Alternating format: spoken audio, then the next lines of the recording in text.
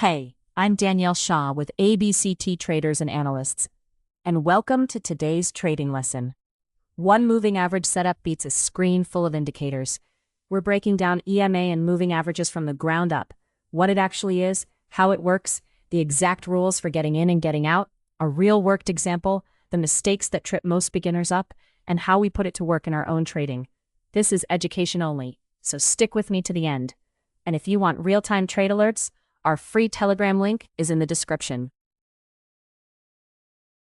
Let's start with the basics of moving averages.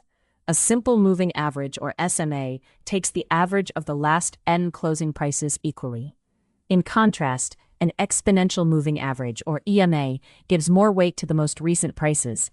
This means that the EMA reacts faster to price changes, making it a valuable tool for traders. However, this speed can introduce a bit more noise in the signals. So, at a glance, moving averages help us answer a critical question. What direction is the price trending, and is the current price above or below its average? Understanding this is vital for making informed trading decisions. Now, let's discuss how moving averages actually function in trading. They serve two main purposes. First, they act as trend filters. If the price is above a rising EMA, we're likely in an uptrend, while a price below a falling EMA indicates a downtrend. A longer period average, like the 200 EMA, gives us a broader view of the market's regime. Second, moving averages can act as dynamic support or resistance levels. In an uptrend, for example, prices often pull back to a shorter EMA, like the 9 or 20, and then bounce back up. Additionally, crossover events can provide timing signals. When a faster EMA crosses above a slower EMA, that's a sign of potential upward momentum. Some traders even use a double EMA to cut down on lag further. Next, let's talk about the settings that matter when using EMAs. For short-term trading, using the 9 and 20 EMAs is common, especially for intraday pullback strategies. In contrast, for identifying longer-term trends, traders often use the 50 and 200 EMAs. The DEMA with a 200 period can help reduce lag, making it more effective. Remember, shorter periods generate more signals but can lead to whipsaw, while longer periods provide fewer signals that tend to be more reliable but may come later. Finding the right balance for your trading style is essential. Now, let's dive into the entry rules for a classic trading setup using the 9 and 20 EMAs. To consider going long, there are a few key conditions. First, the stock should be up on the day, ideally with a change of at least 2%. Next, the trend must be upward, and volume should be unusual, meaning it's at least 1.5 times the average over the last 20 bars. Price needs to be above both the 9 and 20 EMAs, and has pulled back to within about 0.5% of either. Lastly, look for a green signal bar, which confirms the bounce. This setup allows you to buy the dip in a strong stock. When it comes to exiting a trade, it's crucial to have a plan in place. For targets, you might consider a quick scalp of around 0.5% and a runner target of about 3%. Your stop should be just below the EMA you bounced off from. If the price closes back under the 20 EMA, that invalidates the pullback. In the paper trading setup we discussed earlier, this stop is typically about 0.5% below. Additionally, keep an eye on trend exits. If the fast EMA crosses back below the slow EMA, it's a signal to exit the trend. Having clear exit rules helps you lock in profits and manage risk effectively. Let's run through a worked example to illustrate how this all comes together. Imagine a stock that's up 3% on double the usual volume, consistently riding above its 9 and 20 EMAs.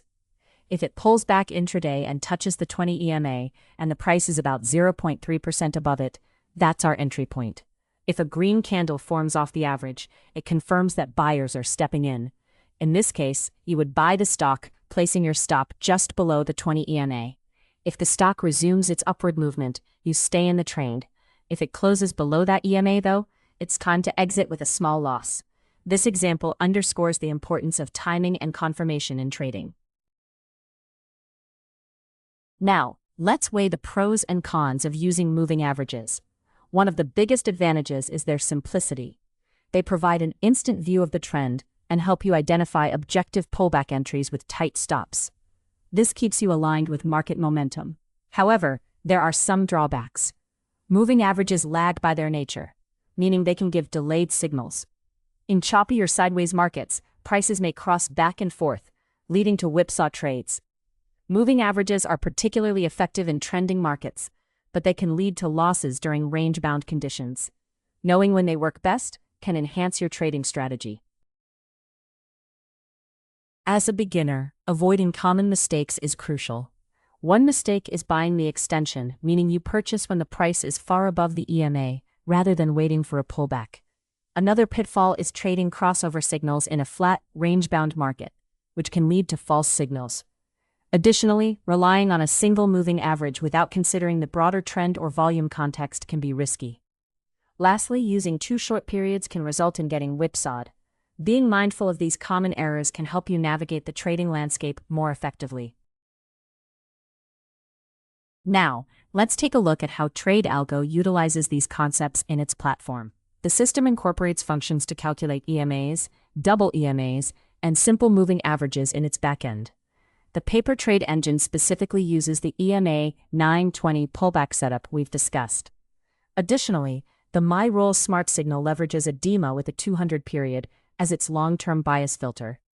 The SEPA strategy employs 50, 150, and 200 SMAs for stage analysis.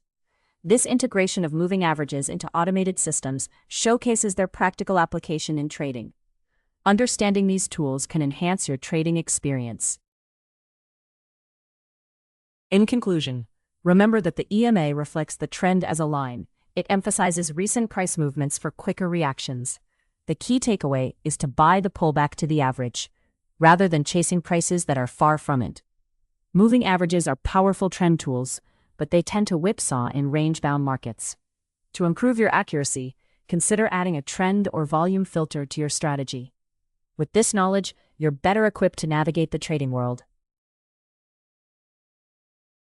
And that's EMA and moving averages, start to finish. If this made the strategy click for you, do me a quick favor. Smash that like button and subscribe, because we drop a brand new trading lesson every single Sunday. Drop a comment with the strategy you want next, and join our free Telegram channel for real-time alerts with exact entry and exit levels. The link is in the description. Remember, this is for education only, not financial advice. Every strategy has losing trades, so always manage your risk and trade safe. See you in the next lesson.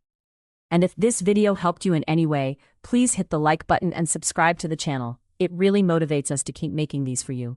And join my free Telegram channel for daily alerts with exact entry and exit prices. The link is in the description.